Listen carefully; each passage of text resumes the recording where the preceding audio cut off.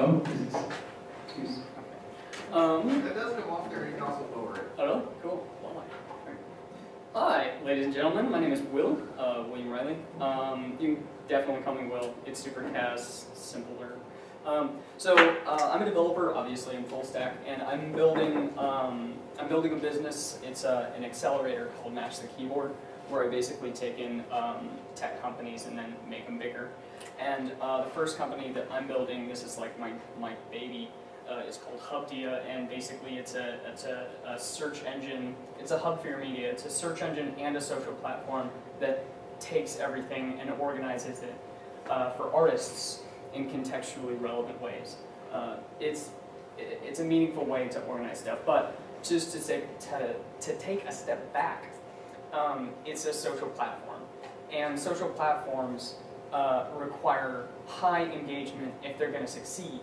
And one of the biggest things that's happening right now, and they're actually implementing this in a lot of places, even Twitter, is something called HTTP2. It's a new version of that protocol that basically is responsible, for the most part, handling how assets are loaded on a client, basically, just to keep it simple.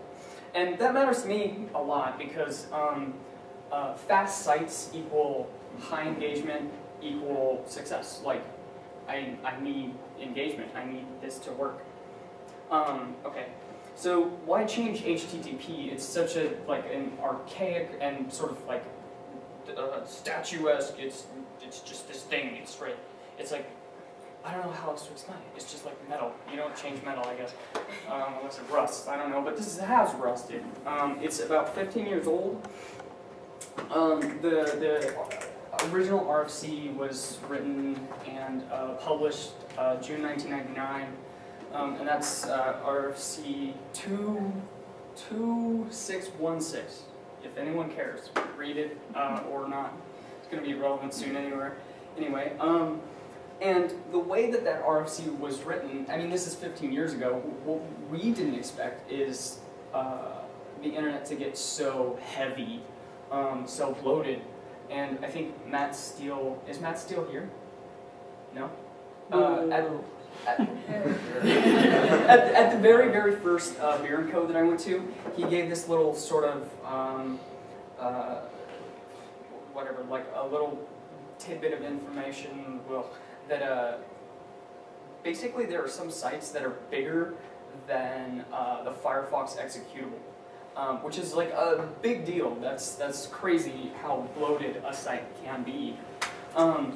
It's also a lot more interactive, so you're dealing with people touching the site itself instead of using like a medium like a point-and-click device. They're touching it. There's more of this dependency for a site to be, funner.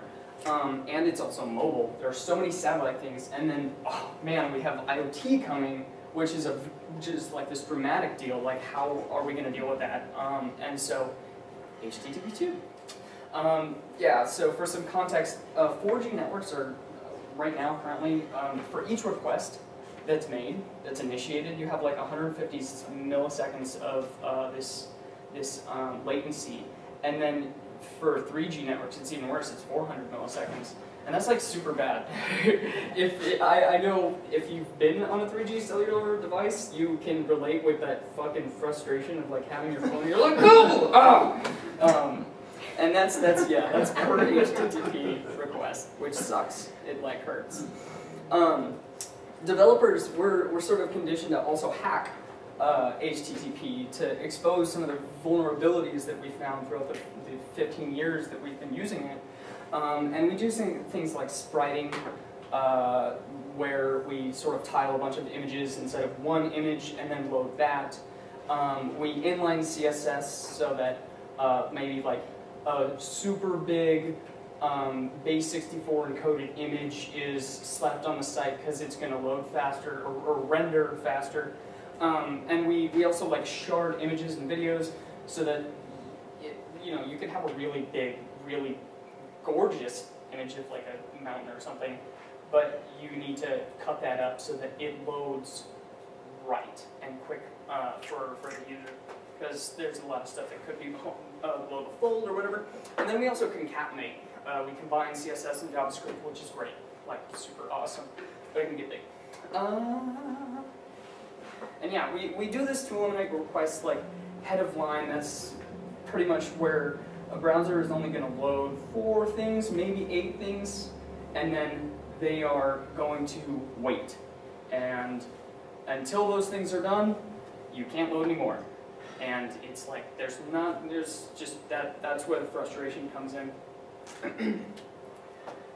And so, HTTP 1.1 is built for these short little requests, short bursts of just like, I need this image, but TCP is actually built for long-lived requests where it's connecting and holding that connection. And there's this sort of, you know, what's the term, like they don't work well together. It's like fitting an orange in a puzzle piece or something.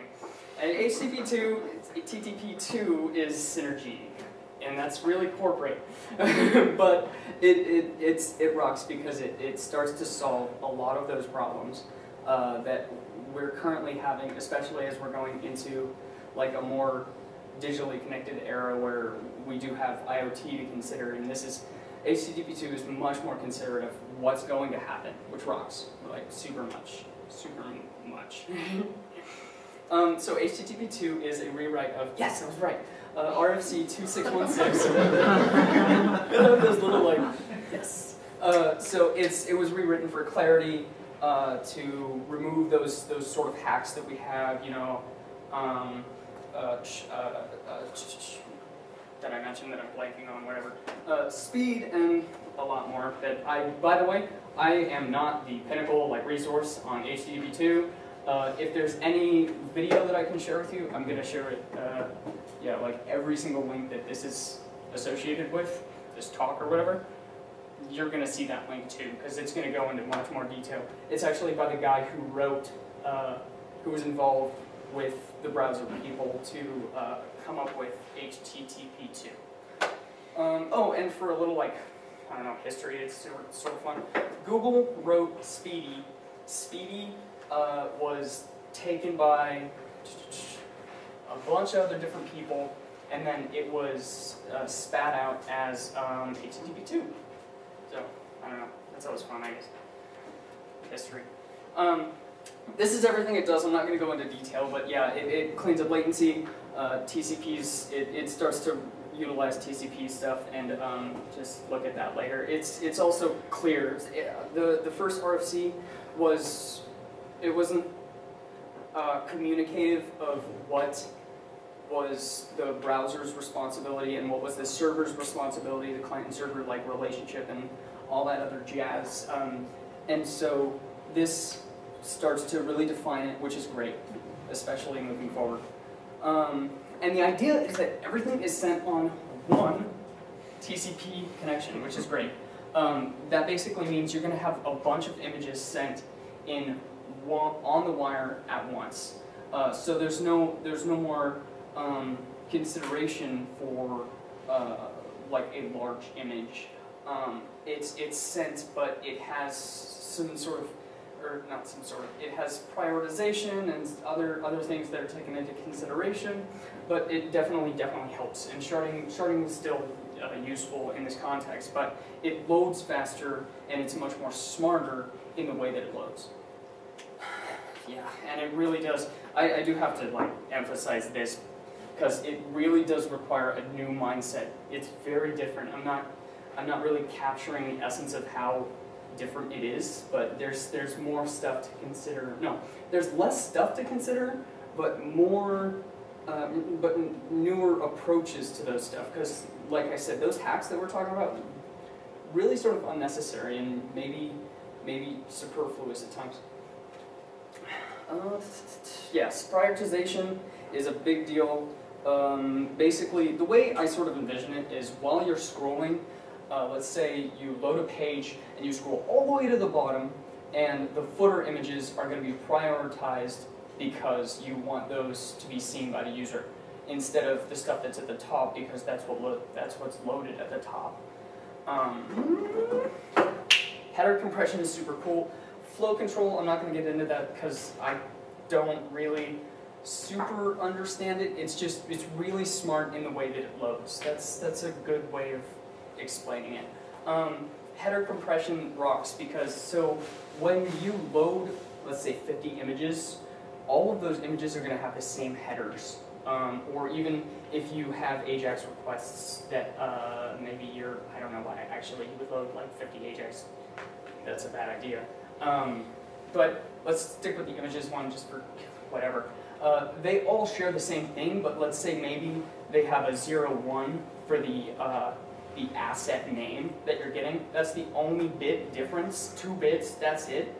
There should be no reason for all of that repeated stuff.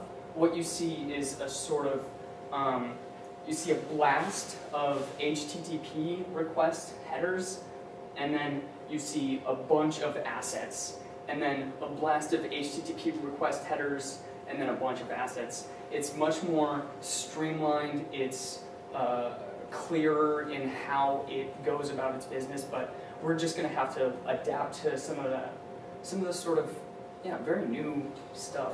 And So it's a change. Are you saying that it can gzip across multiple requests? Yes. Really? Mm-hmm. Oh, that's incredible. Yeah, it really is incredible. That would be awesome. You get a ridiculous amount of speed increase just from this alone. And it's, to me, remarkable. I've been playing with it not as much as I should be because I've got a lot to do. Well, I mean, who doesn't? But, yeah, it definitely has helped in how I've seen it.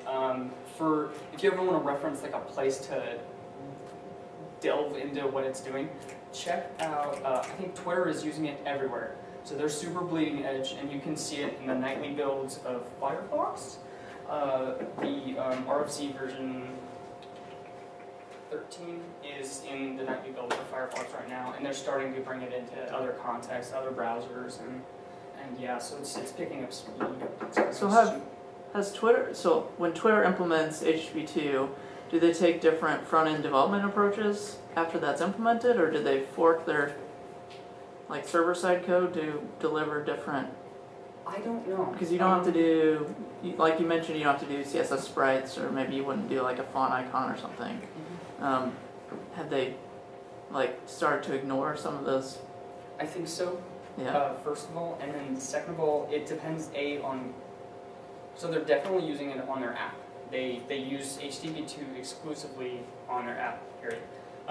But it's also like HTTPS, where you can sort of switch off those protocols and then have different sites that are delivered to that port. But the idea is that for when this goes live, so to speak, the idea is that it is going to be like a perfect drop-in, just perfect. Hopefully. So they wouldn't necessarily have to change anything. You're still gonna be faster. Yeah.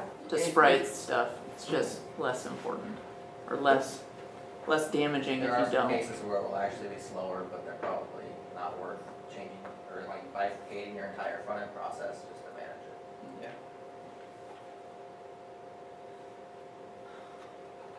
Server push is another feature that basically you can communicate between the client and the browser on what you need to be sending. That's also that sort of relationship that I was talking about. You scroll to the bottom and then the images load. So, I mean, that's really abstract. There's other ways to do it. Again, I'm not the end all be all like resource, but still. Yeah, out of the box, 15% gain. That's what they've been talking about a lot. They've been pushing it. And yeah, that's super exciting, just as a straight up number, if that helps. I'm not really a percentage guy, I want to see it happening. So, I said let's talk and drink beers. We're in a health place. I'm pretty sure they don't have beer here. But we can drink Coke instead, and that's cool. Oh yeah, we're going to DJ's Dugout after this, so oh really? if you want to drink beers, we're going to go over to DJ's Dugout. That sounds great.